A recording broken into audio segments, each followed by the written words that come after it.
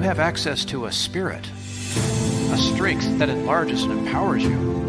Even better, you don't need to wait for the next big movement. You can heal the world. It's time for governance by grace. Welcome to Gracearchy with Jim Babka.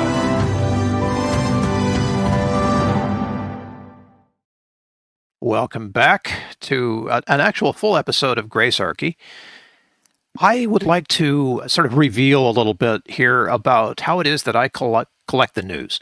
And by that, I mean I'm not a news junkie, but I like to know what's going on. And sometimes it takes a little digging.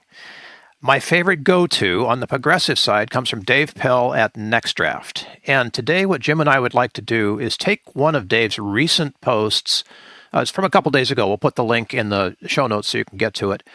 And sort of riff on it, just like we were doing like a reaction video to a music video. We're going to riff on this article by Dave Pell. Jim's ready to go.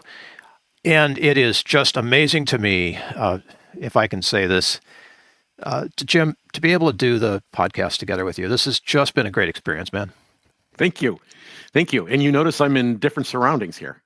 Yeah. You're in the what should we call you? You're in the Southern Command. Yeah, I'm in the Southern riff Command. On that? I'm coincidentally, as we're recording this, it's right before Thanksgiving. It'll probably be right after Thanksgiving. We're sharing this, and I am sitting in a house that I was in last November too. Coincidentally, I had to be back in Dallas, and so I'm sitting in a Dallas Airbnb that we enjoyed being in last year. So we're back here again this year. We did 2 episodes from here last year. And so it's, the background may look a little familiar to people who have been with the show. They probably have seen it before, but it's a little bit different, to port the lights and everything. So I'm ready to go. I was hoping we would be able to get in the studio while I was here, and then this article came up. And if I may say, what sparked our conversation was that you said, "Hey, here's someone kind of working through the process and landing on grace," and I said, "Not quite, not quite." So I think the way we're going to do this is you're going to read the article and we'll just pause at various junctures, kind of like we would do a reaction video, same concept, right? Same concept. All right. So the words that I will speak are Dave's words. Let's be honest right up front. So when you hear me talking, it's going to be largely... Good writer. It's brevity. Yeah. Like he figured out how to take... You said he calls himself what? What does he give? What's his title? He is the managing editor of the internet. That is a brilliant title. And so it's a good service. I looked at a few of the articles in the site. My disagreements here are more about trying to distinguish what grace is. So not about, disparaging what he does in any way. And our politics may differ, but that's okay. Like that's fine too. But this idea that you said to me, like, "Hey, he's landing on grace." I'm like, well, let's take a minute and talk about that, because I don't think he does. I think he's doing something a lot of people do, well-meaning, but I don't think it quite lands where it needs to, and I think we need to make the distinction. Good. Let's do this. Okay. So here we go. Here's the article. I'll jump out when you want to comment, and then I'll come back in and continue reading. So here we go. In today's America, our only area of consensus is that we agree to disagree. So it seems if you follow the political discourse, but it's worth noting and continually reminding ourselves that we actually agree on a lot of big issues. As Lawrence Torcello explains in The Conversation, and by the way, we'll post this as well. Here's Lawrence's quote: "Despite the prevailing narrative of polarization, Americans frequently agree on essential issues." Yeah, so, it's a subtle thing, but it'll be important as we develop the show. Pell calls them big issues, and Torcello calls them essential issues. And if you understand that there's a progressive frame to this, it's because of their progressive frame that these are the big issues or the essential issues. And so the other thing is that they are issues. They are issues. So they're not social problems. They're not things that we're looking to address and solve. They're things that we are assuming are on the political plate. They're things that we're going to be the subject of a political campaign and the political debate, and that the winner is going to be able to set the policy on. Not necessarily that we're going to solve these problems, but that one side or the other is going to be able to have the power to address them. That's what an issue is. So right off the bat, there is some dynamic of conflict left in here. We're going to elaborate on that in a couple of minutes. But then he goes on and says that there is widespread support. So there's kind of this agreement Everybody agrees. Like, what's wrong with you? Why don't you see it the same way we see it? Yeah, he made a logical jump there that didn't quite hold water. Yeah. Okay, so he said there's widespread support for high quality healthcare that is accessible to all. Sure. Okay, well, you might also be able to say there's widespread support for apple pie, football. There's the American flag. There's widespread support for a lot of these kinds of things, right? The idea that healthcare should be high quality is something I think we can all agree on. The idea that healthcare should be accessible to all is something we probably all agree with. Where the devil's in a particular detail. How are you going to make it accessible? And I'm using air quotes for those of you who are listening in on a podcast, but in video, you can see me making air quotes.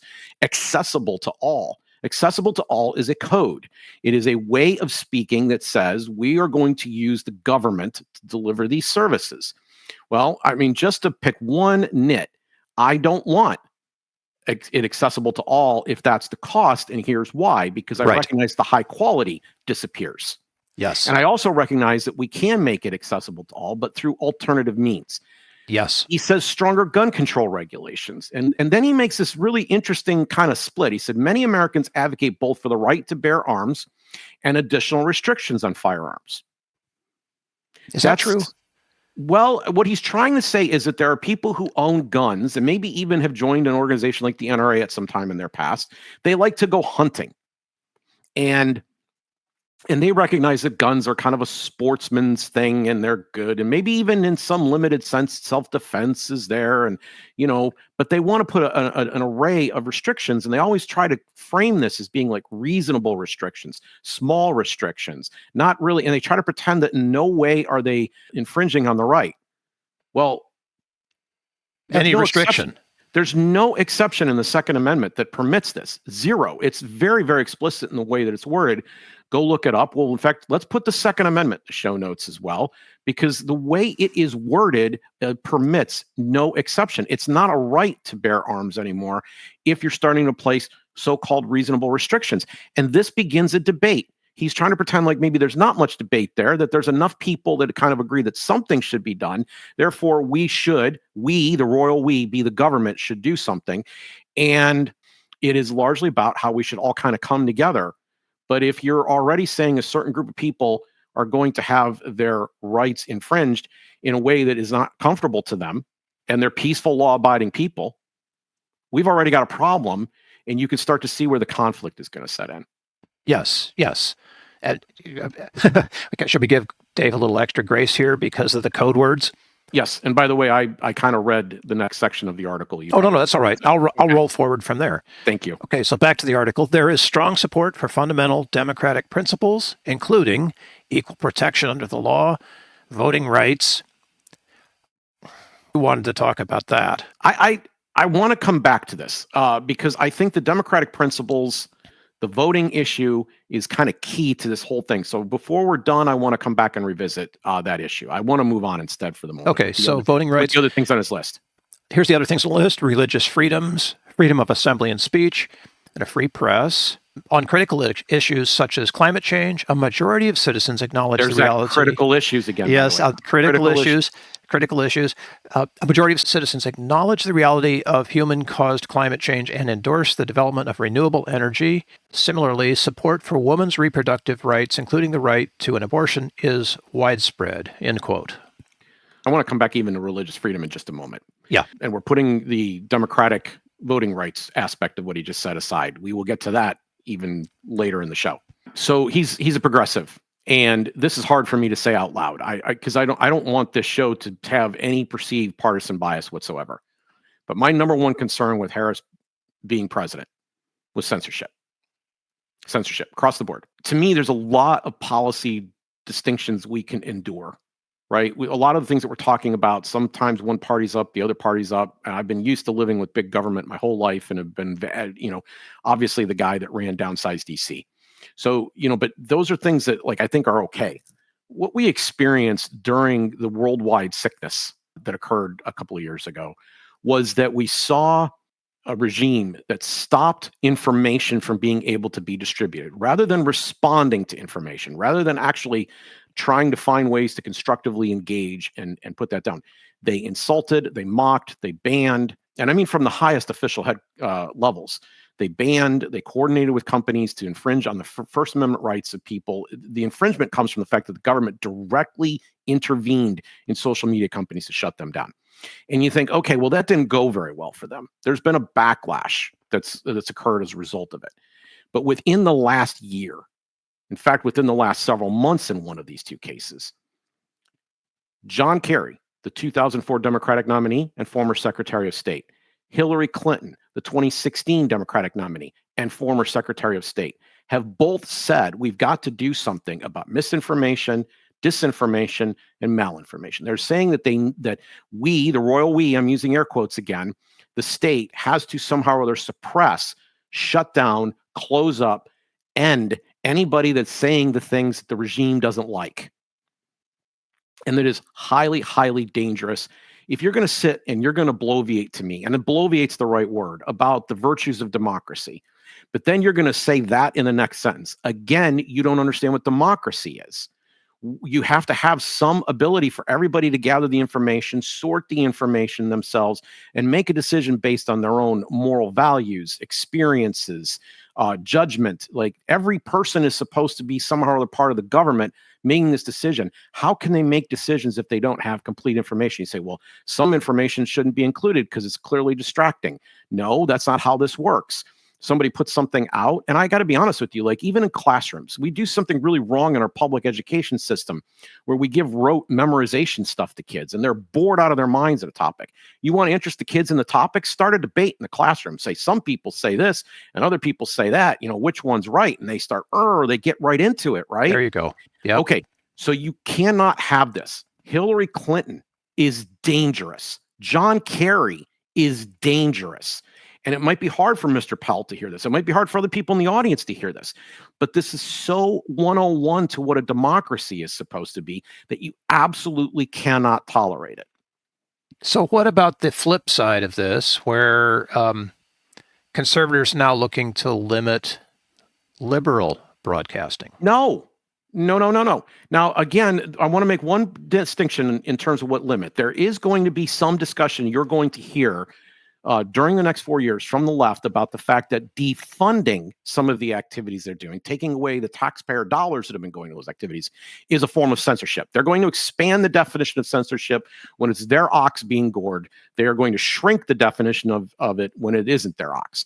And so the one area where Donald Trump and his friends would be in the right would be to defund those things, right? None of these things deserve state money. Right? If something's worth doing, there are people who are voluntarily encouraged and excited about that idea, and they can get together and they can fund it, and nobody's happiness has to be harmed in the process. Human respect is maintained the whole way.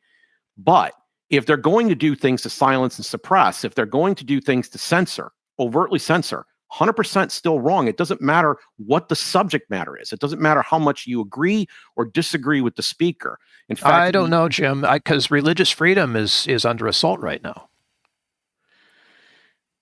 In what sense are you saying that? We have an administration that is populated with many people who believe that white Christian nationalism ought to be enshrined in our government. And that leaves out a whole lot of other people who aren't Christian nationalists. I don't know who you're referring to specifically, but this administration, I don't, so far in the appointments that have been announced, I don't really see that. We've done shows on this with Ralph Reed and all of that. Okay, but so what is it? A 2025 project that Trump claims not to know about? It's the supporters then we're talking about, and I don't think all the supporters are getting all the things they want. I don't think it's even close. I hope not. Well, okay, it depends on who you are, but okay. So, case in point, you're in Texas. God is just coming back into public schools in Texas in a big way. We're going to teach the Bible in public school now. No, he's not. So I was just literally asked this in a radio broadcast I was just recently on. Somebody wanted to discuss with me whether or not the 10 Commandments should be posted in school. Right. And Bill, there's a reason the 10 Commandments cannot be posted in a government school, because one of the commands in it is thou shalt not steal, and the entire building is based on a theft. They took people's money and they made them pay for this system. Okay. So if you take the stealing out, you can't have the school. It's kind of hypocritical to hang that on the wall. Now I agree. that's kind of a unique take on this. Most people are focused on the first couple of commandments, but I got to be honest with you, even about them. If we had no other gods before us, Micah 6:8, do justice, love mercy, walk humbly with your God. Right? The idea is that we should have all of these experiences should be our private relational interactions, and they should not be something that are imposed in from the outside. Do justice, love mercy, walk humbly with your God. And that's the right way that you go about doing it.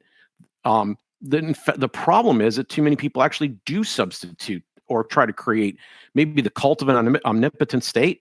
It's going to do this. And at the end of the day, when these policies are imposed from on high by force, somebody's religious view is also being imposed. I don't care what it is. Yeah, anyone's. Everybody's got some kind of like this religious view in some way.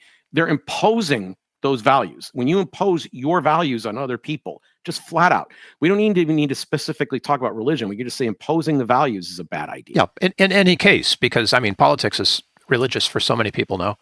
If you want the 10 Commandments on the walls at your school, send your child to a school that has the 10 Commandments on the wall, because that's what they do. You can choose a Christian school. There are plenty of them out there. You can choose a Catholic school. There are plenty of them out there. There are other types of opportunities where that could be done, but the state should not be funding those things. Okay? That's something that should be done there. We agree about that. Okay, so in just going back through his critical issues, climate change, on the environment, if people agreed, if people were in such widespread agreement, why did the climate change movement feel the need to elevate Al Gore and Greta Thunberg, both of whom made cataclysmic, apocalyptic, end of the world predictions that didn't come true? There's been a need for the movement, the environment, to exaggerate all along. I'm not passing judgment on whether or not there's man-made climate change. Forget that for a moment. And by the way, I just want to say about this that you wouldn't need to exaggerate if there was such widespread agreement. You wouldn't have to create hysteria and fear if there was such widespread agreement. Everybody would simply agree, and then they could act. So I kind of challenge the premise that the majority of people agree on this, and that even matters, right? Why do we risk the future here?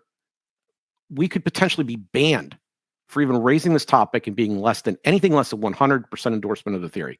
We just did recently a little short instant talking about how one of the programs on another channel got a strike that we're on their same platform. That channel could completely disappear. It wasn't our show, because there's some line that you have to walk, and you don't know arbitrarily 3 and 5 and 10 years from now whether they're going to come along and say, well, you said something heretical X number of years ago, you're gone.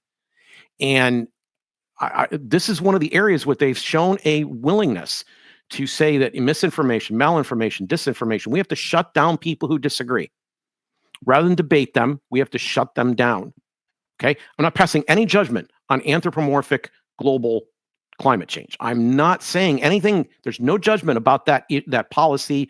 I'm sorry, about that issue there. Okay? What I'm saying is, if it was so agreeable, why are these factors in place? Okay, abortion. Yeah, I like where you're headed here. I mean, I'm getting it, right? Because this Dave Pell's attempt here to focus on the issues where we are supposed to be, like as voters, somewhat more in the middle than on the fringes that he's talking about. These are issues, but not policies. And what we vote for is policy, not issues. I would actually put issues and policies in the same box. They're not social problems. So, well, true. Okay, they're not social problems. So here's my distinction. If you have a social problem, you talk about how to solve that. Right. If you have women's reproductive rights, for example. If you have an issue, you talk about who to elect. Yes. There we go. And once they're elected, then they can implement a policy. Okay. So the choices between, let's say there's some people who largely agree.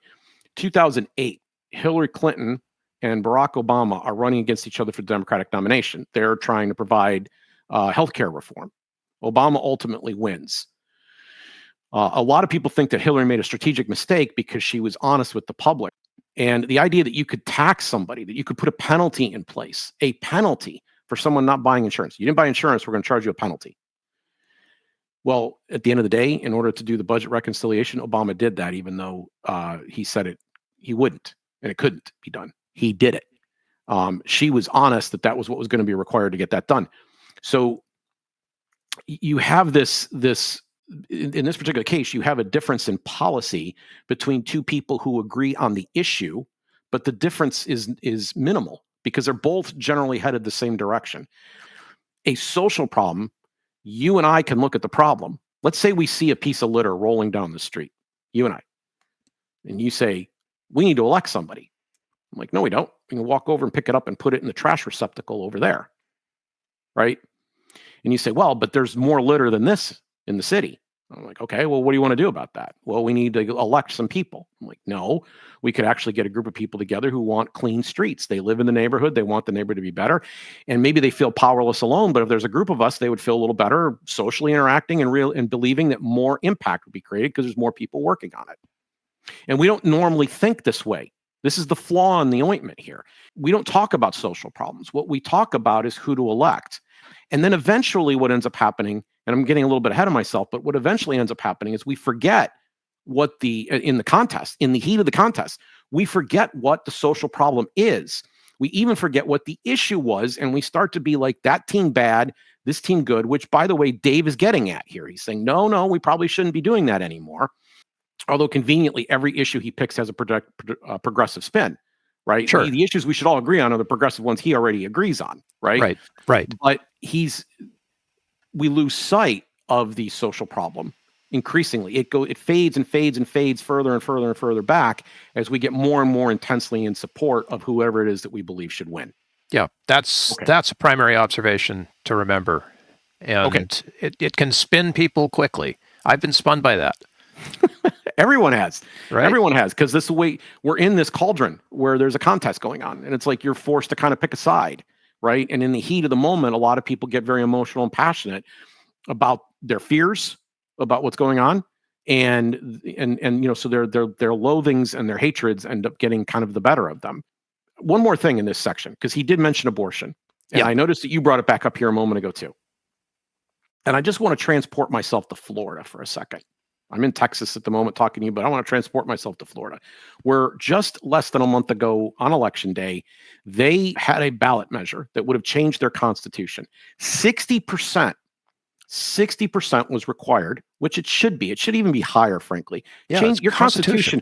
Constitution shouldn't have everything but the kitchen sink thrown in them. They wanted to put something in the Constitution. They needed 60%. They won 57-43. But the measure didn't pass. So there was widespread, and I mean widespread angst and anger and frustration, like, oh, Florida voters, you're all so stupid. Wait a minute. You got 57% of the vote. Oh, we didn't, people don't respect a woman's right to choose. And, it's what kind of country? This is like the Handmaid's Tale. You got 57% of the vote. Yeah. What's the problem? And it wasn't good enough according to a lot of commentators. Yep. So pretending here that agreement or even majority agreement is sufficient somehow. No, it's just not true. It's the only thing that will satisfy the two sides, both sides of our national debate, is if they win. Let me repeat that. The only thing that will satisfy both sides, respectively, is if they win. That's it. Okay? They don't actually care about debate and discussion. They don't care about tolerance and whatever. I know that Dave's trying to suggest that there should be some of that in the mix of all this, but he's probably not too happy about what happened on this issue because in the case of Florida. Now, everywhere else, he probably is pretty happy with the result. Probably isn't happy with Trump being elected because there was a lot of press that he was going to somehow or other further restrict abortion rights at a federal level. I don't know that that's true. I think he was pretty clear during the campaign he wasn't going to, which is, by the way, nobody even kind of notices the revolution there. You could not have gotten the nomination previous to 2016 without towing that line. And now the guy that's there is done towing the line. He's basically said, we're finished. We did what we needed to do. It's back in the States, and I don't want to talk about it anymore. It's just kind of interesting, though. It's always about who's going to win. That's what it comes down to at the end of the day. Did my team win or did the other team win? Back to the article. Quote, if we agree on so much, how do we explain the often hateful additions? They are by design, he says, and empower those who benefit from minority rule? So we've been kind of dancing around the edges of it here, but we've talked about this concept quite a bit. I've written an article about it. I've coined the term the conflict machine. I believe that calling what we do politics is not accurate. It doesn't fully or colorfully express what it is that we do. It's a benign, banal word. Conflict machine. That's what we have. What we have is that coercion is in the system. Someone is going to get control of coercive tools. They're going to be able to force people to do what they want. And a contest emerges where one side is the enemy and we are the good guys. We want to do noble things. They want to do evil things with this power, and we must overcome. And conflict grows. There becomes kind of a civil war almost. And it stays relatively civil most of the time. I mean, most times people are not physically harming each other during it, but they're fighting over power that is physical, that will impose force to get what it wants. And that's what we're doing. And the question is, do we need to do this? Can we solve social problems? Perhaps even more effectively, I believe more effectively, through voluntary means? Or must we always get control and get a purse that's been stolen and use those stolen funds, redeem them to all the things that we believe are virtuous? And does that work? Does that actually produce the results we hope it does? Right. Well, every president practically has had an education plan. We've heard them all. No Child Left Behind, whatever. It's all crap. They've been doing this since the 60s or 70s. They keep coming in saying, we're going to do this, we're going to do this. And what they do is they rip out the old one, say, oh, it didn't work, and they put in a new one. They say, this one's going to work better. And, it's this theory and that theory and this hypothesis and the other hypothesis, but it's all imposed by force. It's not scientifically done, where there's kind of petri dishes of people trying out their own theories. And there's trial and error, and some things do better because they seem to work, and that's how our market works. We're not doing anything like that. We're saying that somehow or other a politician is a savior that can fix these things.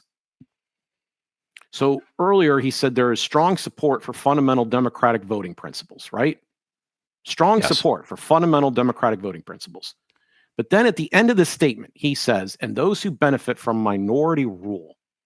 So the great evil here in this particular case is that the majority didn't get what they wanted. Now, he didn't say that, but it's implied in this he's a good writer. It's implied in what he's suggesting here, strongly implied. There is a choice we have to some degree. It's not a perfect choice. There's other choices on the table, but these two things are kind of opposites: minority rule versus mob rule. And essentially, if I were to sum up this sentence, this entire piece in two sentences, we voted and agreed. What's wrong with you? We got agreement here, right? We took a vote and we agreed. What's wrong with you? Or a majority of people in the polls hold this position. What's wrong with you, right? And even if he's not intending, in some of the ways that he's shaping this argument, he's creating some outsiders on it. You see why this resonates for me as an outlier. Let's keep going. It's a classic divide and conquer strategy that is aided by the fact that we are increasingly segregated from one another in every way, from where we live in the terrestrial world to where we live online. Okay. So I struggle with this paragraph because I mostly agree with it.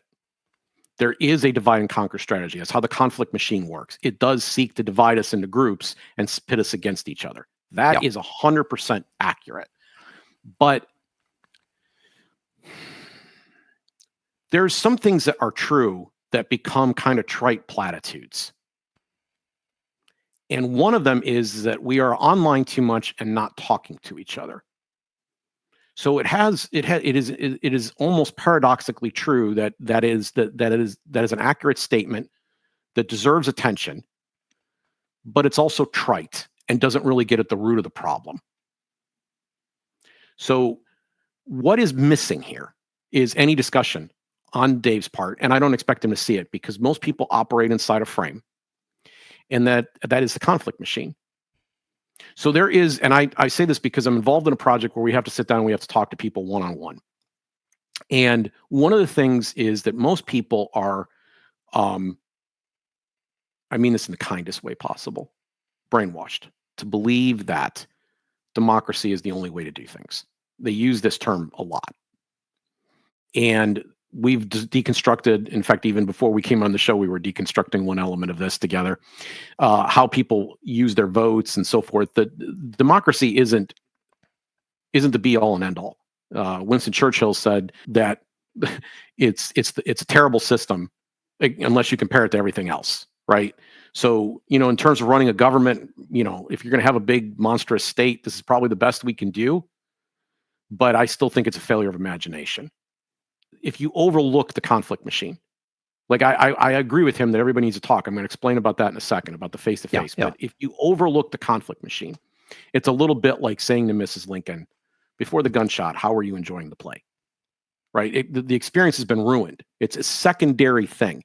It's not unimportant, but it is a secondary thing. If you're not noticing that the whole system's incentives are designed to get us all at each other's throats, then you're missing something very, very important. So I think that there's a degree to which sometimes people say this, and it's like a popular thing to say. And it's part of a frame in which everybody lives and exists, right? We have to assume that democracy is the only way we can do things. We can't solve social problems unless we get together and fight with each other and we get somebody elected. Well, I'm here to tell you that we can do this differently. Now, I agree. I agree with him that we are not talking enough. I'm the empathy guy. I believe in empathy. And what empathy is it's really getting to know someone. And grace is getting to know somebody who's different from you. So that's the first step in that grace process almost. You have to begin to side with somebody who doesn't really deserve your like. They're doing something you disagree with, but you're trying to get to know them and maybe even come to like and love them. Maybe love them. Love is better. Like and love aren't exactly the same thing. So I want to say that differently. You're coming to love them. See their real humanity. So I was recently involved in a setting. I can't give out the names and I can't give too many details of the story because it's part of that other program I was telling you about where we interview people. And it's there's some confidentiality issues. But I can give you the general broad outlines of what happened. So we had a situation where there were two people who came to these interviews and they were both scheduled separately, but did not know they were scheduled separately, but they worked in the same building and they were close friends. So they know each other. And they end up comparing notes after they left. One says the other, well, I just had this experience. Like, wait, I went there and did the same thing too. I had a discussion with these people. And both of them were remarkable human beings. I enjoyed my conversation with them immensely. One was conservative and was married to a retired law enforcement person who still carries concealed. The other was concerned about the presence of guns in public spaces. And they had never spoken about this issue before we spoke to them. Now, here's the miracle of empathy. Because these two people had care for each other, an extreme regard and respect for one another. I mean, they really, really do like each other as human beings. They talked out this concern. This actually came up in their conversation between the two of them.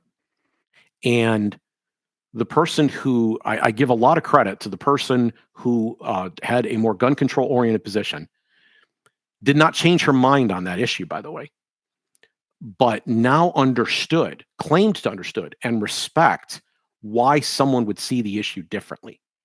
Now, I want to point out, I'm at pains to point out, this is extremely important, that what empathy is in that situation is you literally start to put on the lens or you walk in the shoes of the person who's expressing an opinion or whatever that's different from you, and you're feeling it. You're understanding it so deeply, you're feeling it.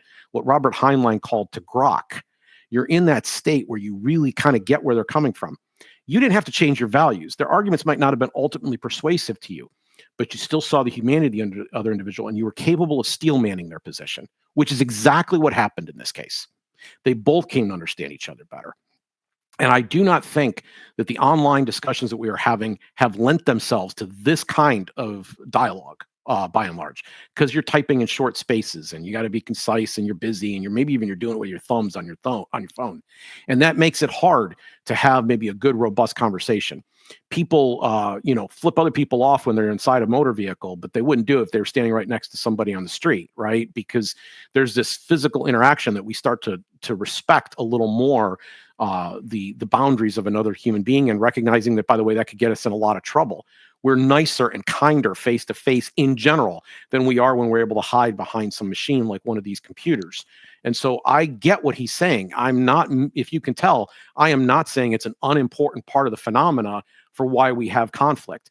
but the incentives always matter a bit more. And if the incentive structure is that we're going to go fight with each other, guess what we're going to do? We're going to go fight with each other. We're going to fight with each other. Yeah. If we take that out and then we started having more conversation with one another, or if we started having more conversation, we said, you know what, we recognize that this is the conflict that's going around. Either way, we've got to find some way, and it's not dealt with by Dave Pell here. We have to find some way to deal with the conflict machine. Well, he's getting into it, and I'm not sure that he's being completely honest with the next thing he says here, because I think it would work fine if his guy was in office versus their guy. So here's what he says. It's fine to be angry with leaders who seek to divide us. So I start to chuckle because of the word leaders. Right? How does someone become a leader? Right. Why are they a leader? Are you an influencer? Is that a leader? Are you the president? Is that the leader? This is a hard question, but if it's politicians, let me just say they're opportunistic followers. Politicians are always the last to know, the last to act, the most risk adverse. One of the things that's been interesting about Trump's candidacy is that he's broken all those rules and gotten away with it. And nobody knows how he did it, right? They're all kind of like, how the heck did that happen? Because most of the time, if you break the rules, you're out. Yeah. Right. It's very easy in public life to get canceled and marginalized and pushed to the side. So there are certain things they have to do. They have to become very milquetoast and very, watered down and lukewarm in how they're going about things, because to become too passionate about a subject can get you ruled out of the large. You can maybe appeal to a niche audience, but you're not going to be able to build that consensus that's necessary to winning an election. Politicians are opportunistic followers. They look for people that are already in groups. They hire analysts and consultants who say, there's a group over there, there's another group over here, there's a group there, and they go running to those groups and they pretend to be their leaders.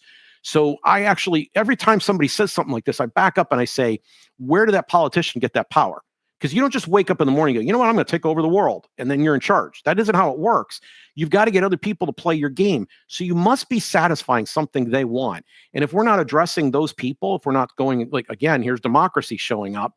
If we're not addressing those people with something constructive and good, how are we hoping to engage them? If we're not listening and caring about their concerns, how are we even hoping to have a conversation that would lead to something?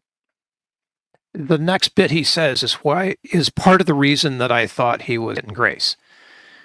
But it's not the first sentence, it's the second one. So here we go. It's perfectly healthy to be outraged by the enablers who endanger our democracy. Plenty of buzzwords in there to unpack. But, and here's where it starts to matter to me, resist the urge to hate your fellow citizens. Okay, so I'm going to resist the urge to respond to that first line for danger of sounding too partisan. I mean, there clearly was one guy who was constantly labeled as being a danger to democracy in this race. Okay, right. So again, there's coded language there. Yep. But resist the urge to hate your fellow citizens. This is the trip line. If we're going to call somebody, first off, these people speak for them. They start to associate or identify with them. I think this is dangerous. I don't think this is healthy and good, but this is what's happening. And you're going to call them an enabler. Like, who are these enablers? Who are these enablers? Are they just the leaders, or is it the people that are now supporting them somehow an enabler?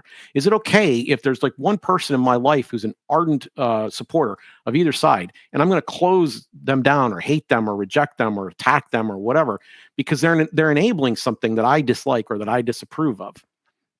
And I see this a lot. There's this concept out there called the paradox of tolerance. If you allow intolerance into the mix, tolerance won't survive. And that's why it's a paradox. It turns out, though, that what ends up happening is that a group gets marginalized, pushed to the outside, and they begin to be able to attract a very radical audience around them. And they are able to begin mobilizing in ways that should scare the crap out of the rest of us, and often do. But nobody stops to ask, well, how did they end up organizing in the first place? It's almost always with the friction of opposition. They're able to organize around hatreds. Almost always. Now, the way the theory goes, there's like a bar version of this theory where some guy comes in and he's going to be the first troublemaker, and he's kind of calm and cool because he's only alone. But he's going to start bringing his biker friends, and they're all bad people. And pretty soon they're going to destroy the bar. Okay, first off, that's private property, and whatever the bar owner wants to do is what the bar owner wants to do. So there's a big problem with the metaphor in the first place. Right? Do what you want. Throw anybody out you want. That's an individual decision that the bar owner needs to make for themselves. And it might even be good advice. but it doesn't explain a nation. It doesn't get to the point where we're all here. We're all in the bar already. Yeah, it and doesn't everybody scale has a vote. in any way. It doesn't scale. And the people in the bar, the only way that you're going to reduce this harm is if you take their concerns seriously and you talk to them. And this is hard. I'm not going to lie. This is hard because if you've thought through something really deeply and you've come to a conclusion on it and you know all the facts and somebody's spouting off what you perceive to be ignorance because they don't know the things that you do, it seems like stooping. And it seems so like, how do you not get this? But see, where I come at this from Grace is I recognize there is a world of things that I don't know a thing about. And I still have opinions nonetheless about some of these things. Now, I don't hold these opinions very strongly personally. For me, it's a big deal to be very careful about how much I announce things. Bill, we go through this all the time. There's things I say, I'm not ready to go talk about this yet because I don't know enough about it. I don't know how many people do this in their day-to-day life, and I wouldn't really expect them to. If you and I were sitting down and having dinner one-on-one, there are things I'm willing to say to you there in that conversation while I'm exploring ideas that I wouldn't say on this podcast because I don't think I'm informed enough to bring them here and share them as if they're educational material. But the grace in this situation is recognizing that I'm ignorant about a whole bunch of things that others around me might know a whole lot more about, and my opinions might be nails down a chalkboard for them too. But you know what? Grace also says, I recognize that you're not where I'm at on this thing. And there's this sensational thing about the convert who just changed his mind a few days ago, who thinks that everybody that's in the old view is stupid. They're all stupid. But you were stupid a few days ago.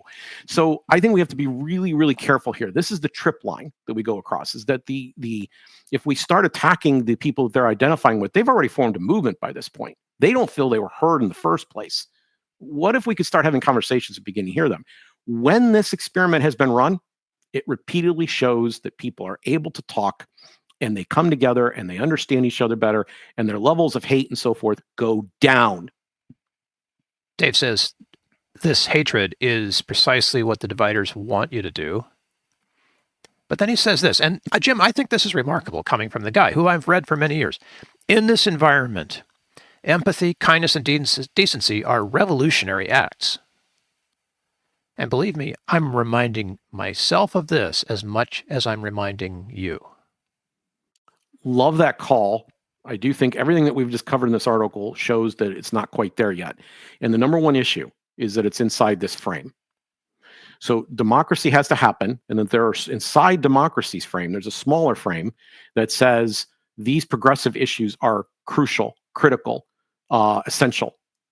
And everybody needs to agree with these things. Everybody should be coming along with us on these things. We have enough force right now. We have enough of consensus that if we could just get our act together, we could get these things done. And the minority would no longer dominate us. Through the government. Through the government. You were talking about issues and the ways of resolving them. The key here is, we can all agree that X thing needs to be fixed. The difference is that if X things can be fixed by you and me here working together, why aren't we going to fix them? Well, and so here's where we get down to really the nub of the issue in terms of Grace. I just want to riff on Grace for a few minutes to close this up. First, what he's advocating here for the majority of this piece, let's be clear about this because this is how democracy works, is law. And law is force. Violations of law mean that armed personnel could be called in to be enforcers of that law. Law means that instead of us having a free will exploration, individual human actions should be coerced. Now, when we started this show, Bill, we used to say this phrase a lot, and we haven't said it very much in the last, several episodes. So I want to bring it back. Tolerance is good. Forgiveness is better, but grace is ideal. Grace is the ideal. There we go. Okay. Yeah. I'm going to get a little biblical for a second. A couple of quick things. Israel demanded a king. This is in the book of Samuel. Demands a king. But God said, I want a direct relationship with the people instead. And he told Samuel, let him have the king. He said that the rejection was not of Samuel, who was the default human leader at the time. He said it is a rejection of God himself. And we end up with this cult of the omnipotent state in modern terms. The consequences that were outlined in Samuel, they still prevail to this day. That is that there is this overwhelming force that's going to take from every part of our life. It's going to suck something of our substance away, and it's going to use it in ways that we don't approve of. And that's happening now. And that's what happens when we decide to settle our social problems that way. Somebody's happiness needs to be skewered. Second, the Apostle Paul was emphatic that the law increases sin. Therefore, grace was the better way. He didn't say that, he also said that the law exposed sin. It showed sin. It made sin manifest and obvious. But he went one step further and said it increases sin. That when you try to legalize things, the more you try to set up rules, the more lawbreakers you get, the more rebellion you get, the more people will start to do things to push back. This is a natural byproduct of the conflict machine. They're going to get into a fight.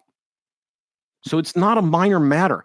You can't, folks, take this down to the smallest level of your life in the small interaction. The more that you make rules and regulations and restrictions, the more that you write down these things and create a bureaucracy,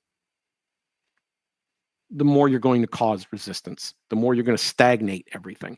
There's no good consequence for this. If everything was about following some set of rules, then we humans could just have rules imposed upon us and we would function much better, and we wouldn't be having a discussion like the one we're having today about why people are in friction.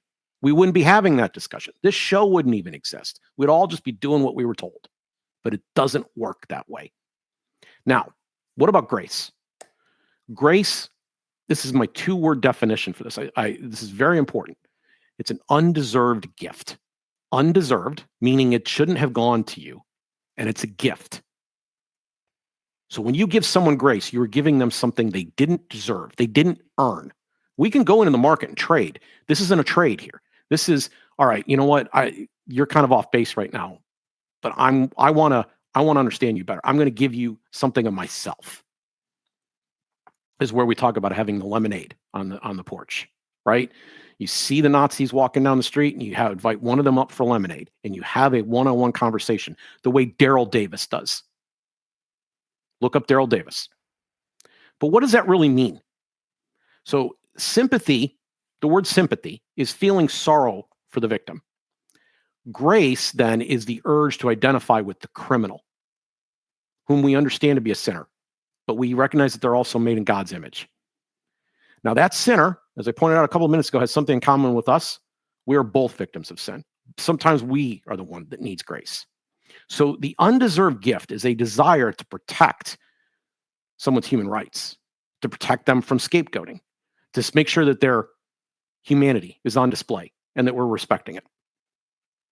And we have a hope for the innocence, for their innocence, that they will surrender and confess and heal and move in the direction of overwhelming evidence. And maybe in the conversation, we find out we're the one that needed to move. But that conversation needs to occur because we extended grace. And then one step more, Bill, grace hopes for their true sorrow and repentance for the harm they've caused. If they are an actor who has caused harm, we hope that there's a moment, an epiphany, where they not only recognize and kind of like, oh, we don't want them to sneak off and say, shouldn't have done that. I mean, that's good, but it'd be far better if they said, you know what? I'm sorry. Go and talk to the people. If you join a 12-step program, that's one of the first couple steps. You got to go make right. You got to talk to people. Because those things are burdens on us.